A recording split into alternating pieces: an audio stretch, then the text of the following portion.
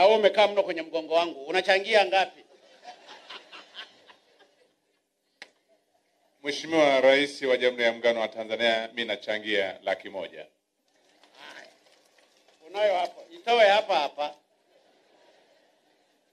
Kanali amechangia 100,000.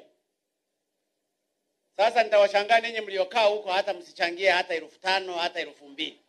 Na shule ni zenu. Mwalimu mkuu wa shule hiyo yuko wapi? Unataka kuchangia tena? Haya. Zimefika ngapi? RPC njoo hapo uchangie. Haya, nenda baba. Asante sana. Au ninafanya vibaya? Haya, RPC. Mheshimiwa Rais, nashukuru sana kwa nafasi hii. Mimi natoa mifuko 20. RPC anatoa mifuko 20. Shehe na wachungaji, muje hapa na padri, njoo hapa.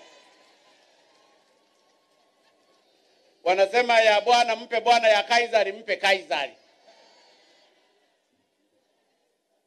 Na DC njoo hapa uje uchangie. DC yuko wapi? Haya, sogea hapa. Njoo baba. DC unachangia ngapi? Mheshimiwa Rais, ofisi ya mkuu wa wilaya itatoa shilingi 300,000. Anachangia 300,000. Baba shehe. Salamu alaykum. Alaykum salam baba. Kwanza nashukuru kwa kufika kwetu. Alhamdulillah.